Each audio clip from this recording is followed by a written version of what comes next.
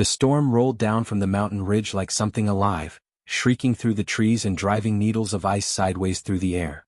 I'd lived on Frontier Station K9 for 17 years, long enough to know when weather meant trouble. I was reinforcing the shutters when the knock came, sharp, urgent, and completely unexpected. No one traveled during storms like this.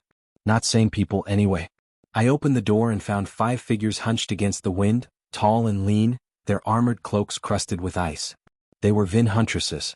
I recognized them instantly by the feathers along their arms and the predatory stillness in their stance.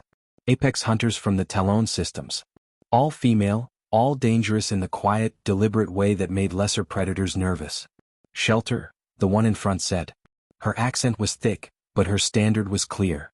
"Our shuttle is grounded. We will pay." I stepped aside without thinking. "Get inside before you freeze." They moved fast, efficient, sweeping the cabin with sharp eyes even as they accepted my invitation.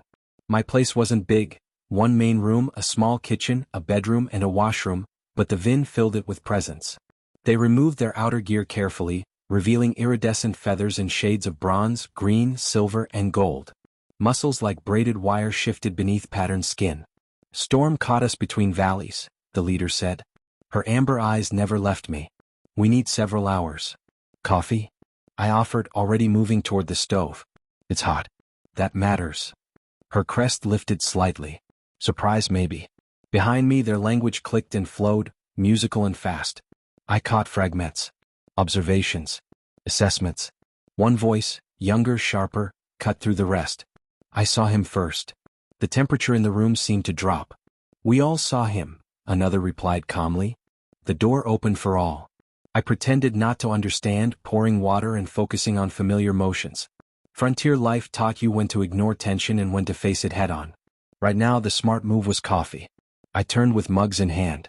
"Storm's bad," I said evenly. "But the cabin will hold." The huntress with bronze and gold feathers stepped closer than necessary, eyes bright with interest. "You live here alone, human?" "Yes." Her gaze lingered. "No mate?" "No pack," I said.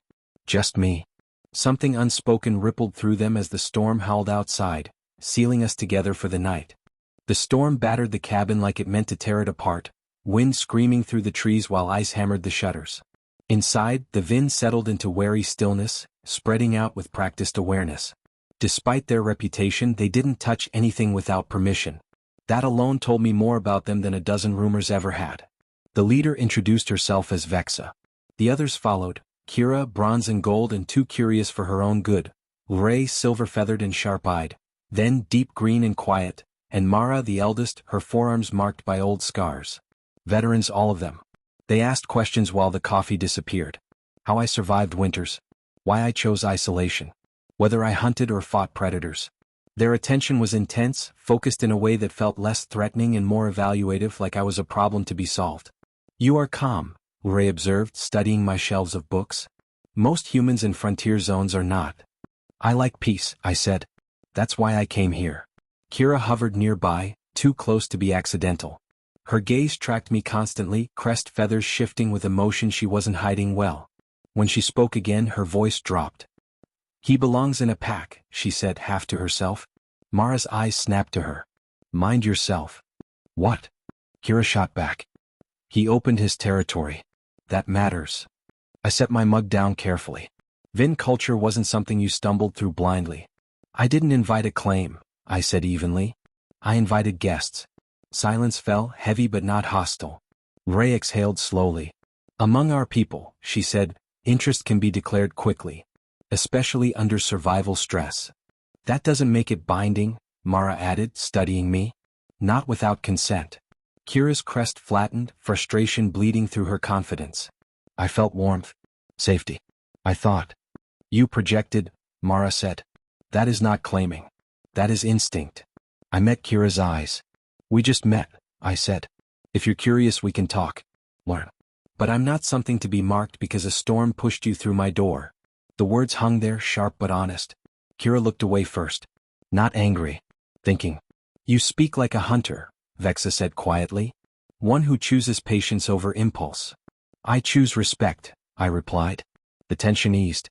Conversation resumed, slower now, more thoughtful. The storm raged on outside, but inside the cabin, something fragile and important had shifted, from assumption to understanding. The storm finally began to weaken sometime before dawn. The wind lost its fury, dropping to a low moan through the trees, and the ice eased into steady snowfall. Inside the cabin, the night had softened us all. We shared warmed rations, stories carefully edited to avoid blood and bone. The Vins spoke of their forests, their aerial hunts, the bond of pack and patience. I told them why I left crowded worlds behind, how solitude gave me space to breathe. Kira stayed quieter after our conversation, but her attention didn't fade. It changed.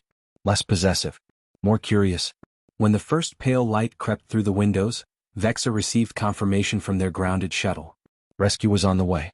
The Huntresses began gathering their gear, efficient even in farewell. Kira approached me last. Her movements were slower now, deliberate.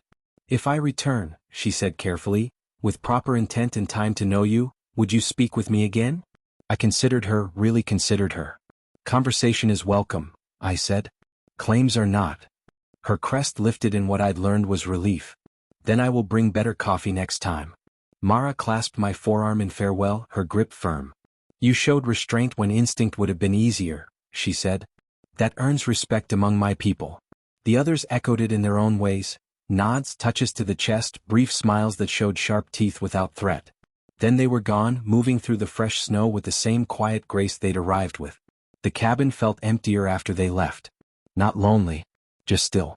I poured myself one last mug of coffee and stood by the window, watching the storm's remnants drift down from a clearing sky. Frontier life was unpredictable like that. One night it was just you and the wind. The next, you were a lesson in patience for a pack of apex hunters. Maybe Kira would return. Maybe she wouldn't. Either way, the encounter had changed something. Not the land, not my cabin, but the shape of solitude itself. I'd chosen to be alone. That didn't mean connection couldn't knock on my door, seeking shelter, asking permission instead of taking. Outside, the snow settled quietly and the frontier waited, vast, open, and full of unexpected possibilities.